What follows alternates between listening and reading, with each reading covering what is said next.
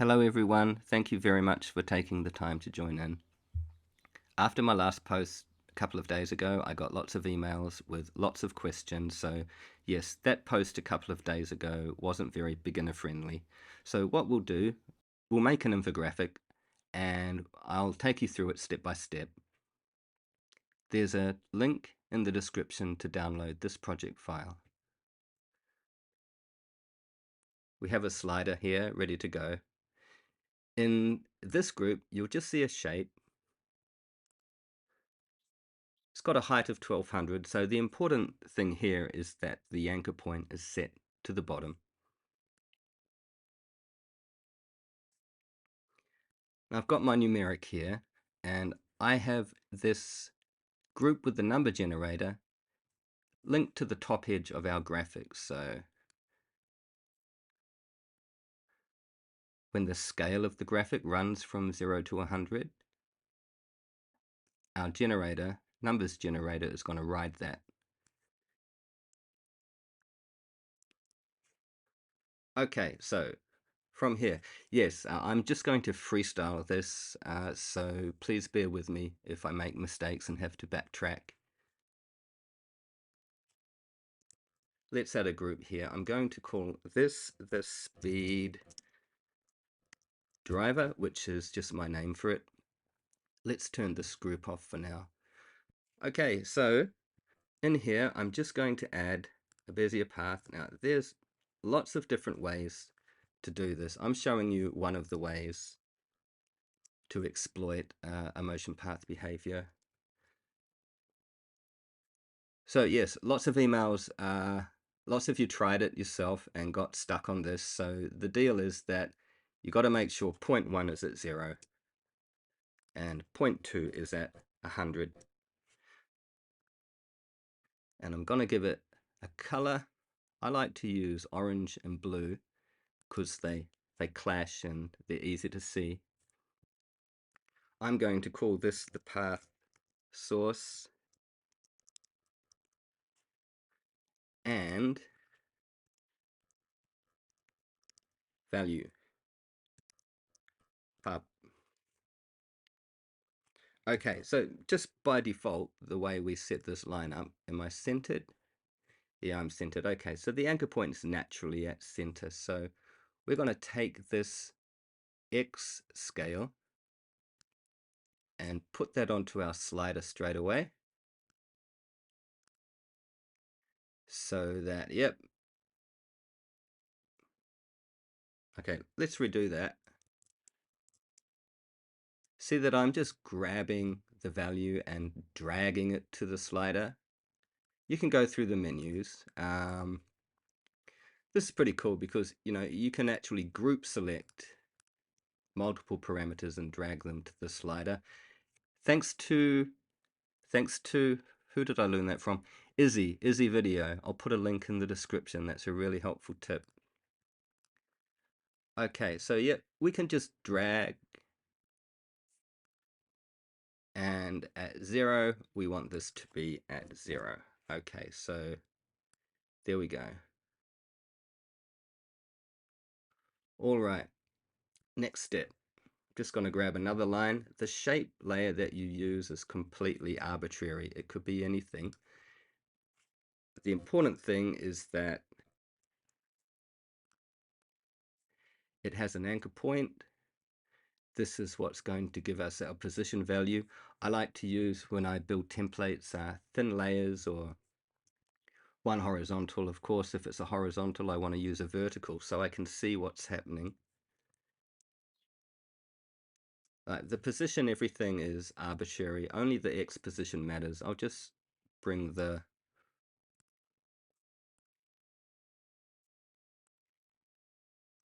let's be precise. Okay, I'm gonna just reset the value there, and again, this is all arbitrary. I'm just being a neat freak here. I'll set that to 100 and this point to minus 100. Which one's out of line? Oh, this guy's off. Okay, all right. There we go. Right, so this is going to be, I'm going to call this the parameter value. Now, come and add motion path to that. Quick tip, whenever you add motion path to your project, the second point of the local path, the spline is always going to be off the screen. So you can just come into control points here. That's it there. And if it's annoying, you can just put a value directly in there to bring it back. But the length of this is arbitrary because we're going to use a path source, which is our path source here. Okay, and we're not looking now at duration controls. I'm going to save that for another lesson. In one of the, in the Best Apple Motion user group that I belong to on Facebook, I've already shared a solution for duration controls and speed controls. So I'll invite you to the group to check out that thread. There'll be a link in the description, and I haven't given the solution directly. I've offered to anyone that wants to try and figure it out that I'll help them. So, check out the link in the description for that. I'll add some notes. Right, so we're not worrying about duration controls here at all. So we're just going to set an arbitrary duration here of, let's see, I'm in 30 frames a second template. Let's just have it at 1.5 seconds. So I'm going to trim my motion path behavior here. It's not going to snap back. We're all good. Okay, so this is now giving us a position value that's running from 1 to 100.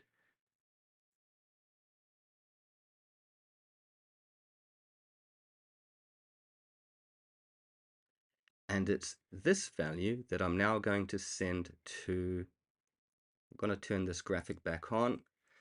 I'm just going to grab this driver group and move it over. It can sit up there. Right, I'm going to take the shape layer, the Y scale, and I'm going to link that to parameter value, properties, position X, and it's stunted. So like I said in the last one, we need to put this value in to get the full action. Okay, let's check that with our value. Let's put that at 50. Cool. Right, we're good to go. So from here, grab the numbers generator, come into text generator. By default, animate will be on. Want to turn that off. Going to take value, and I'm going to link the value directly to shape, properties, transform, scale, Y.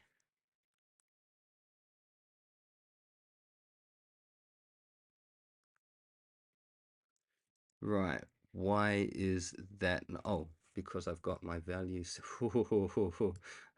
I thought I had to start over there. Okay. And yeah, because we're going here parameter to parameter, or really I'm not sure why, linking numeric value from the generator to the scale, you don't need that link scale. It just works one-to-one, which is cool. Okay, so there you go. Infographic. Now for speed, motion path. We've got this natural and custom setting here, which will be confusing for the end user if you publish them because they're really useless in Final Cut. So what we want to do is nerf those. So I'm going to take speed and add to a rig, add to new rig, add to a pop-up. And let's just say we want constant, ease in, ease. Oh, let's do them all except for natural and custom. So I want 1, 2, 3, 4, 5, 6. All right. We want 3. We've got 3 by default. 1, 2, 3. Okay. So snapshot 1 will be constant. Snapshot 2 will be ease in.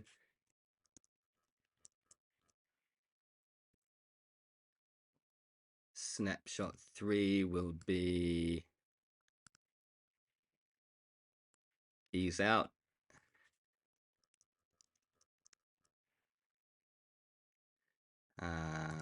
What's 4? 4 will be 1, 2, 3, 4, ease both. Then we got accelerate, decelerate.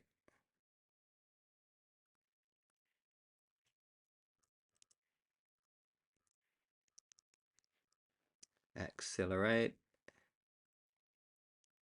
And last one, decelerate.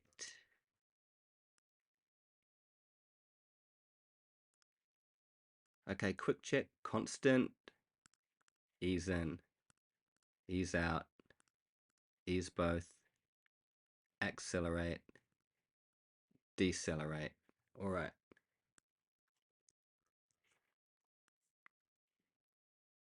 Decelerate, accelerate. Yeah, everything's working.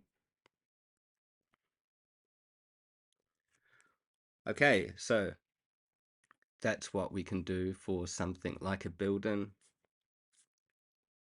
Now to build out. Okay, let's just rename the rig as speed. Speed, cool. Now we can publish that. That goes with our slider. So, now we've got all the speed without those two that are useless in Final Cut. Right, so to build out, we've got to change things around. Now I've got my build in, build out markers here. There's a link in the description to check the Apple Motion user guide, but I think most of you know how markers work already. What markers do in Final Cut Pro is they prevent the template from what I call temporal skew, or timing distortion. So when the end user makes the template longer or shorter, it stops the graphic from running too fast or too slow, speeding up and slowing down. Everything on this side is preserved and everything on this side is preserved. So when you shorten the template, everything in here, it just loops. Yeah, I mean, that's another topic. I'll give you links to the description in the Apple Motion user guide. They explain it really well. Right, but we want to build out now. So what we're going to do is I'm just going to turn this graphic off for now. I'm going to take this one and rename it in. Duplicate that, rename this one out. I'm going to duplicate it one more time and nerf the motion path on that. Let's give it, I'm going to turn it off for now. Right, I'm going to take this one here and give it a color, and this one here and give it a different color.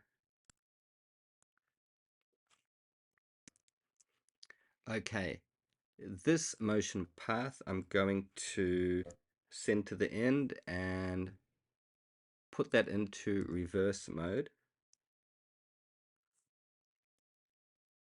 So the red one's going to go up.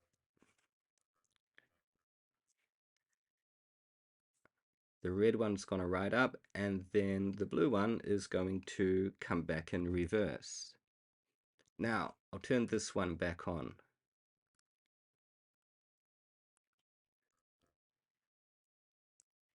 Oh, no, not that one. This one. Turn that one back on. It's going to make it thicker. Give it its own color. Okay. Grab position X, add a link. Use parameter value in as the source. come to, or we can trim the link here, but so 10-second, come to frame 4.29, trim the out point there, that's O on your keyboard. Come to frame 5 now. Let's call this N, duplicate that link, call it out, and we'll move this to the end of the timeline. Shift right bracket. Okay. And we want to change the source on that to parameter value out. Note that, like I recommend when you do stuff like this, change the colors. It helps you see it visually and it helps you identify your links as well. Quick tip while we're here, these are riggable. If you didn't know, these sources are all riggable. So you can swap targets on a rig. We'll look at something that puts that into practice later on. All right, now, so as you can see, the green is being carried up on the way in and then out on the way back. And because we're using two different motion path behaviors now, what you can do is you can put the speed in on the same widget, or you can give it its own widget and publish an independent speed in and out. Up to you. Okay, let's turn our graphic back on now. So we have a build-in.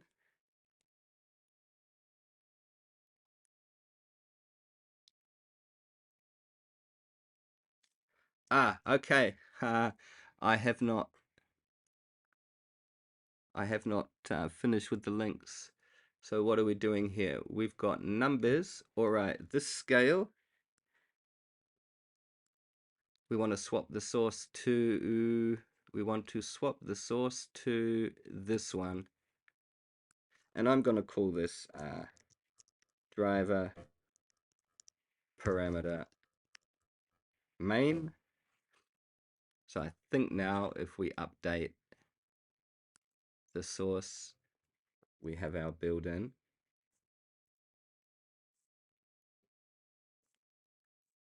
No, what am I doing wrong?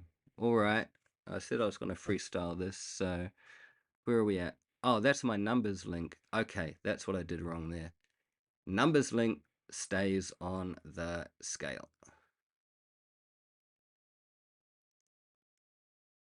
Shape link. We want to swap the source to this one. Build in, build out. Yay. Okay, cool. We got there.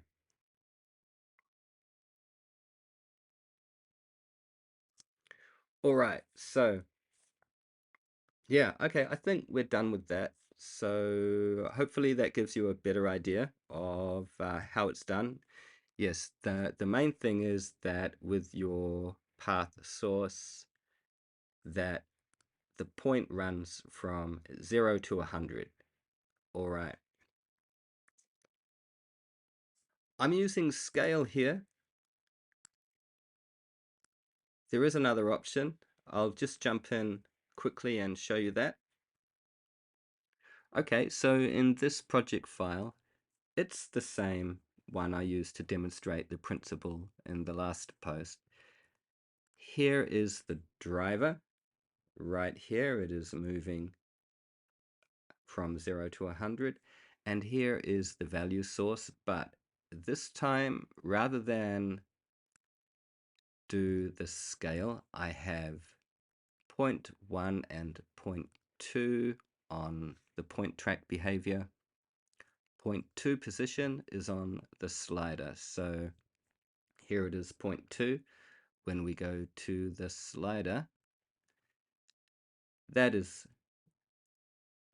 going to move between 0 and 100 on the X. So the difference between using a point track or scale all depends on the kind of motion graphic you want to do. I tend to defer to scale because for some users with some specific MacBook and iMac specifications, I think it's all about the graphic card, not sure, this can be really sketchy and it can break in Final Cut. So I go for scale wherever possible, but this is also an option and this has a lot of advantages over using scale as well. Okay, so just before we finish up, I said in the beginning we'll look at some other applications as well. So I'm using it here to drive a shape layer. It's the scale again. You could do it by position. So this is something you can use for sidebars to animate in and out. Your value would choose how much area it covers. So you can do something like this with more speed control options than the ramp allows. And of course, if we can do this, then it can drive a title background as well, for your slide and shift style templates. There's so much you can do, and that is just a handful of examples of what you can do with the motion path behavior alone. Okay, once again, thank you very much for taking the time to join in. I will see you in the next one. Bye for now.